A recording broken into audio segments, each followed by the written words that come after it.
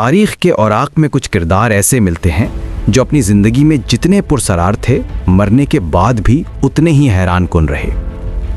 یہ کردار عام آدمی نہیں ہوتے بلکہ ایسے فتنے اور طلسمات کے پیکر ہوتے ہیں جنہیں عوام کبھی کرامت سمجھتے ہیں اور محققین ہمیشہ ایک معمہ۔ انہی میں سے ایک ہیں حکیم مقنع خراسانی، وہ شخص جس کا چہرہ ہمیشہ نقاب کے پیچھے چھپا رہا مگر جس کے فتنے نے دنیا بھر میں اپنی پہچان بنائی۔ کہانی شروع ہوتی ہے خراسان کے علاقے مرو سے۔ مرو اس وقت علم و تہذیب کا ایک اہم مرکز تھا، لیکن ایک چھوٹے گاؤں میں ایک غریب دھوبی کے گھر پیدا ہونے والے بچے کو کون جانتا تھا؟ یہ بچہ پست قامت تھا، بدن کمزور، چہرہ بدصورت اور آنکھوں میں ایک نمایاں نقص۔ لوگ اس کی شکل دیکھ کر اکثر منہ پھیر لیتے، مگر تقدیر کے کھیل بھی عجیب ہیں۔ یہی بچہ آگے چل کر تاریخ کے اوراق پر ایسا داغ بننے والا تھا جسے مٹانے کی کوشش صدیوں بعد بھی جاری رہی۔ غربت اور محرومی کے باوجود اس کے اندر ایک غیر معمولی ذہانت موجود تھی۔ وہ کتابوں اور علم کی طرف کھنچتا اور جلد ہی عام لوگوں سے الگ دکھائی دینے لگا۔ آبائی پیشہ دھوبی گیری کو چھوڑ کر وہ علم و فضل کی طرف متوجہ ہوا۔ مقنع نے بڑی محنت اور مسلسل جدوجہد سے وہ مقام حاصل کیا کہ خراسان میں اس کے برابر کوئی عالم یا فاضل نہیں سمجھا جاتا تھا۔ وہ فلسفے اور بلاغت میں کمال رکھتا تھا، وہ حکمت اور طب میں یکتا تھا، وہ طلسمات، شعبدے اور سحر میں ایسا ماہر تھا کہ لوگ اسے جادوگر اور حکیم دونوں سمجھتے۔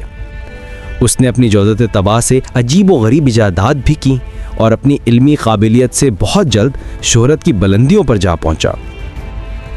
مگر مسئلہ یہ تھا کہ اس کی صورت نہایت کریہہ تھی، چھوٹا قد، بدصورت خدوسال اور ایک آنکھ کانی۔ لوگ اس کی شکل دیکھتے تو دل میں نفرت پیدا ہوتی۔ اس کمی کو چھپانے کے لیے اس نے ایک حیرت انگیز تدبیر نکالی۔ اس نے ایک خوبصورت، چمکدار اور سنہری نقاب تیار کیا جو ہمیشہ اپنے چہرے پر رکھتا۔ کچھ مورخین کہتے ہیں کہ یہ نقاب سونے کا تھا، کچھ کے مطابق یہ ریشمی تھا لیکن سنہری دھاگے سے بنا ہوا۔ جو بھی ہو، یہ نقاب اس کی بدصورتی کو چھپا دیتا اور لوگ اس کی طرف کھنچنے لگتے۔ لوگوں کے سوال پر وہ کہتا، میں یہ نقاب اس لیے پہنتا ہوں کہ اگر اپنا چہرہ دکھا دوں تو میری ضیا پاشی سے دنیا جل کر خاکستر ہو جائے۔ یہ جملہ عام لوگوں کے دلوں پر اثر کر گیا۔ وہ سمجھنے لگے کہ یہ کوئی عام شخص نہیں بلکہ خدا کا خاص بندہ ہے۔ یوں وہ مقنع یعنی نقاب پوش کے لقب سے مشہور ہو گیا۔ اب آتے ہیں اس کے سب سے مشہور کرشمے پر، ماہ نخشب یا بدر مقنع۔ کہا جاتا ہے کہ اس نے سمرقند کے قریب نخشب نامی علاقے میں ایک کنویں میں پارے اور دیگر کیمیائی اجزاء سے ایک مصنوعی چاند تیار کیا۔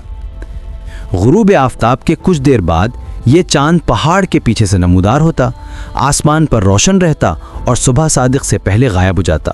یوں آسمان پر بیک وقت دو چاند نظر آتے۔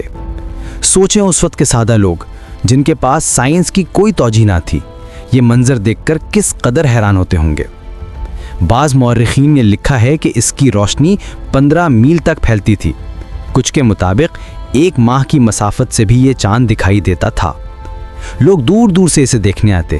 مریدین اسے اپنے مرشد کی کرامت اور الہامی نشان سمجھتے۔ مقنع کی موت کے بعد جب لوگوں نے اس کنویں کو کھودا تو اس کی تہہ میں ایک بڑا طاس ملا جو پارے سے بھرا ہوا تھا۔ اصل حقیقت کیا تھی اس پر مورخین آج تک متفق نہیں۔ کچھ کہتے ہیں یہ صرف روشنی کے انعکاس اور ریاضیاتی تدابیر کا کمال تھا۔ جدید محققین کا خیال ہے کہ یہ کوئی مصنوعی چراغ یا روشنی کا انتظام تھا جو بلند چوٹی پر رکھا جاتا اور رات بھر آسمان پر چمکتا دکھائی دیتا۔ جو بھی ہو، ادب اور شاعری میں ماہ نخشب کو ہمیشہ کے لیے امر کر دیا گیا۔ شعراء نے اپنے اشعار میں اس چاند کو محبوب کی آنکھ یا حسن کی تشبیہ کے طور پر استعمال کیا۔ لیکن مقنع کی اصل خطرناکی اس کے عقیدے میں تھی۔ اس نے زرتشتی اور فلسفیانہ خیالات کو ملا کر ایک نیا مذہب تراشا۔ وہ تناسخ کا قائل تھا۔